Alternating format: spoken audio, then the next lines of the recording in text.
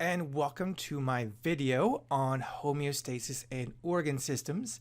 Very quickly on screen, you will see a copy of something that's on the front page of your packet. I am not going to read this out to you. It's there for you if you need it. You may not need it while you're watching the video, at least not this page. But it is important background information, which can be really helpful on your graded assessment. So do not ignore this, and of course, never ignore the learning target. That's the fastest way to get a comment saying you must revise, you must redo your assessment. All right, let's get started with organ systems. Now, organ systems are made of organs. And an organ is a group of different types of tissues that work together to perform a single function or several functions, like the lungs. The lungs is an organ. Your skin is an organ. Your eyeballs are an organ. Your hair is an organ. All your body parts, all working as they do for your body, are organs. They're made of tissues, which is basically the scientific biology fancy word for a collection of cells. Cells are collected in tissues. Different types of tissues are used to make different types of organs. An organ system is a system of organs, multiple organs, two or more organs, working together to perform a single function or several functions. We are going to be starting out with an example of the nervous system, which has three major organs: brain, spinal cord, and the nerves. So the nervous system is responsible for sending signals throughout the body so your body knows when to react to whatever it needs to react to. Is your body too hot? Is your body too cold? Is your blood sugar too high, too low? Are you feeling pain? Is your finger touching something super hot? Your nervous system is the way that your body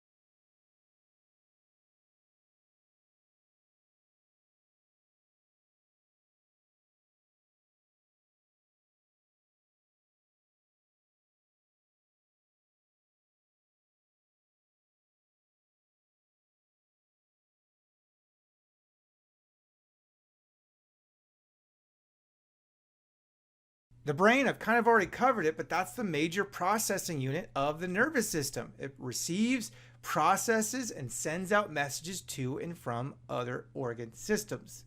So without the brain, the rest of your body stops working. Messages have to go from your body to the brain, and the brain sends the messages what to do about it after it receives the information. But if your brain gets destroyed, there's no information to be sent, and the rest of your body stops working. Or if just one part of your brain gets destroyed, then that means one part of your body stops working.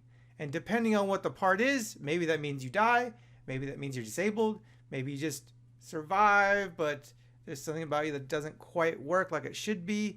And maybe the rest of your body is like super healthy and fit, but the brain needs to be telling it what to do. If it can't, then your body won't do what it needs to do, no matter how well you take care of the rest of your body. The spinal cord, think of that as like cell phone towers or telephone poles or any of these structures where wires are connected from your house to the central processing unit. So your spinal cord doesn't actually do anything, it just connects the nerves to the brain, right? So you got nerves in your toes. How does that get information all the way up to your brain? Well, it connects to the spinal cord all the way up and down your back, and that information gets to the brain and back. And that is why a spinal cord injury is pretty much just as bad as the brain, because maybe your brain's working fine and maybe your fingers are working fine, but if the spinal cord, which connects the nerves in your fingers to your brain, if that gets cut, then the message, your finger's trying to send the message, ooh, it's hot, but your brain's just going to sit there going, everything must be fine. I'm not getting any messages because someone knocked down the telephone poles, and now your perfectly working house can't send messages to the central servers to then send messages back to your TV screen or your computer screen or whatever so that you can actually see what's supposed to be on the internet. Same thing with your body. So what is your body trying to do? Your body is trying to keep yourself in a state of homeostasis. Homeostasis is this constant condition that your body's trying to keep you in. So if your body's in a healthy range, it's in homeostasis. Not too hot, not too cold, your temperature's in homeostasis. Blood sugar, not too high, not too low, you're in homeostasis. Hormone levels, not too much, not too little, then your body's in homeostasis. That is what your body's trying to keep you in.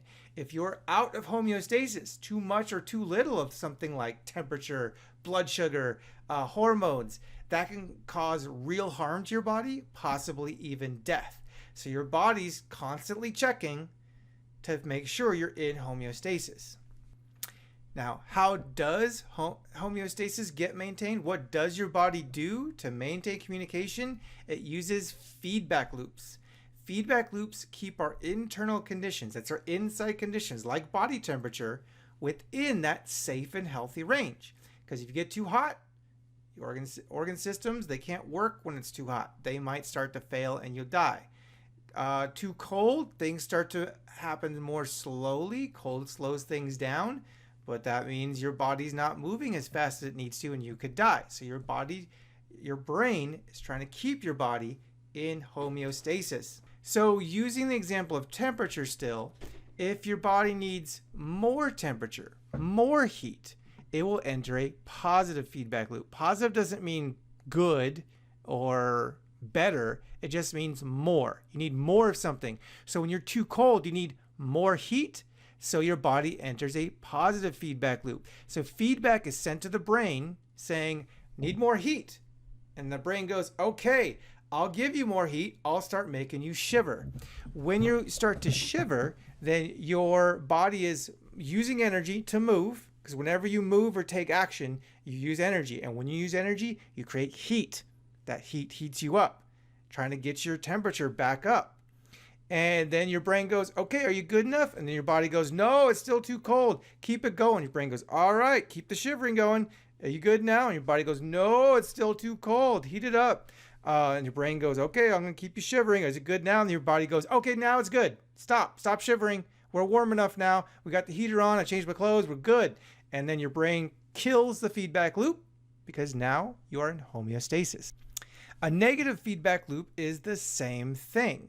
Only in a negative feedback loop, you're just trying to get less of something. So when you're overheated, you're outside, temperature's 92, you're training for soccer, you're running, you're exercising, or you're just taking a walk. Maybe it's not even that intense, but you start to sweat, your body just entered a negative feedback loop. Your body's going, it's too hot. Chill me out. Your brain goes, got it. I'm going to make you sweat. Because when you get too hot at your house, if you don't want to run the AC, what do? You open a window, let that heat out. Well, your body does the same thing. Opens up your pores and lets the heat out. Lets it all out until your body goes, okay, finally, we're cool. The air conditioning's on. Temperature dropped a little bit. Stop me sweating. I don't need to sweat. And your body's like, all right. And then your brain's like, okay, I heard the message. I'll stop the sweating. And the feedback loop stops. All right, you now know everything you need to continue on with the assignment. The instructions on what to do next are on your packet. So check out the packet. Let me know if you have any questions. But two main things you're trying to find out now as you get up and start looking at the body stations around the room. And that is, what is the function of each of these organ systems, these body systems? And how does each of those systems maintain homeostasis? The answers should be easy to find, but if you're having trouble, let me know. And I'll see you in class.